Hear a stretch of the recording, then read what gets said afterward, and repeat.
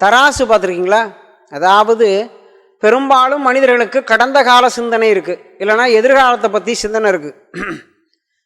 Present லைஃப்னு சொல்லக்கூடிய நிகழ்காலத்தை பற்றி எந்த சிந்தனையும் ஏன் இல்லை அப்படின்னு. தராசு பார்த்துருக்கீங்களா? தராசு பார்த்தா வெயிட் இருந்தால் என்ன பண்ணோம்? ஒரு பக்கம் சாயும்.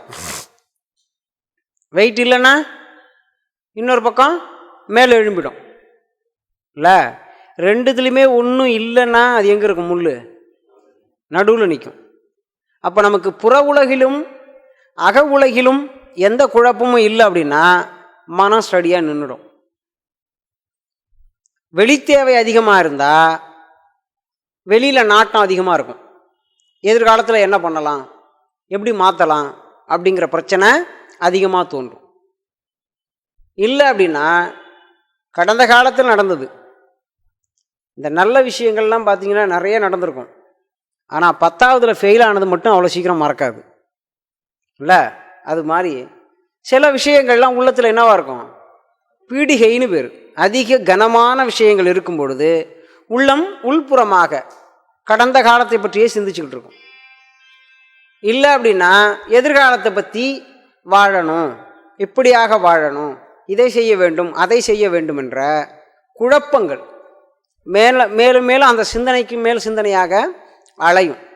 ஆனால் காலை எழுந்தவுடன் இன்றைய தினம் இறைவன் நம்மை நலமாக வைத்திருக்கிறார், இன்று நாம் ஒரு தொண்டு செய்ய வேண்டும், இன்றைய நாள் நலமாக போக வேண்டும், இன்று எந்த உயிருக்கும் எந்த தீங்கும் செய்யக்கூடாது. அப்படி ப்ரெசன்ட் லைஃப்பை வாழ்கிறவங்க 1% கூட கிடையாது, அந்த அளவுக்கு கம்மியாக இருக்கிறாங்க. எல்லாருக்கும் ஃப்யூச்சர் தான் அதிக சிந்தனை. இல்லைன்னா கடந்த காலத்தை நினைத்து வருந்துகிறவர்கள் தான் அதிகமாக இருக்கிறாங்க. இந்த ப்ரெசண்ட்டில் இருக்கிறவங்க ரொம்ப குறைவு, ரொம்ப ரொம்ப குறைவு. அதில் ரொம்ப ப்ரெசண்ட்டில் நல்லா வாழ்கிற ஒரே உயிரினம் குழந்தைங்க தான். அவங்க மட்டும்தான் அன்றைக்கி முட்டாய் கட்சி தான் விளாண்டோமா, ஜாலியாக தூங்கினோமா, அன்றைய வேலையை அன்னன்னைக்கு பார்க்குற ஒரே ஆள் யார்? குழந்தைங்க தான். கிடைச்சதை சாப்பிட்டுட்டு ஜாலியாக விளாண்டுட்டு நிம்மதியாக நல்லா தூங்குற ஆள். அவங்களுக்கு ஃப்யூச்சரும் இல்லை, ஆமாம், எதிர்காலமும் யோசனை இல்லை, கடந்த கால யோசனையும் கிடையாது. அப்படியா வாழ்கிற ஒரே உயிரினம் யார்? குழந்தைங்க தான். ஏன்னா ஞானிகளான்னு கேட்டால் இப்போ யாரையும் காட்டுற நிலைமையில இல்லை, யாரையும் இங்கே பார்க்கவும் முடியறதில்ல. நமக்கு கண்ணுக்கு தெரிஞ்ச ஒரே பார்ட்டி ஆமாம் குழந்தைங்க தான். வேற உள்ள கவலைகள் இல்லாமல் இருந்தாலே நீங்கள் ப்ரெசன்ட் லைஃப்பை வாழலாம். ஏன் ப்ரெசன்ட் லைஃப்பில் எதுக்கு பெரும்பாலும் தியானம் பண்ண சொல்கிறாங்க, தவம் பண்ண சொல்கிறாங்க அப்படின்னா ப்ரெசன்ட் லைஃப்பில் வாழ தான். நீங்கள் தியானம் பண்ணும்பொழுது ப்ரெசண்ட்டில் இருக்கிறீங்க. அப்போது இருப்பினுடைய உள்ளத்தையும் துடைத்து புற வாழ்க்கை பற்றின சிந்தனையும் ஒதுக்கிட்டு நில் பேலன்ஸில் வர்றதுக்கு தான் உங்களுக்கு தியானமே சொல்லித்தராங்க.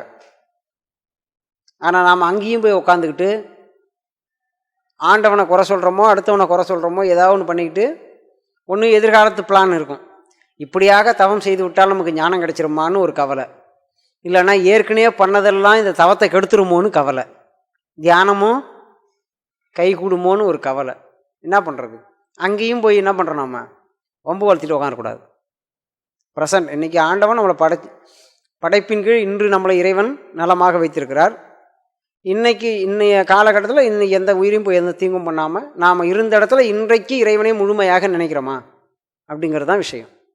அதை செஞ்சாலே நீங்கள் ப்ரெசண்ட்டில் நல்லா வாழ்வீங்க. ஃப்யூச்சர் திங்க் பண்ணலாம், தப்பு இல்லை. ஃப்யூச்சருக்காக திங்க் பண்ணுறேன்னு மண்டையை போட்டு உடச்சக்கூடாது. ரொம்ப ஓவர் திங்கிங் போய் ஃப்யூச்சரே ப்ரெசண்ட்டில் நாசி ஆகிடக்கூடாது. அந்த மாதிரிலாம் பண்ணக்கூடாது. ஃப்யூச்சருக்கு பண்ணலாம், தப்பு கிடையாது, யோசிக்கலாம், தப்பு கிடையாது. ஆனால் ரொம்ப யோசித்து மனக்கவலை அடையக்கூடாது.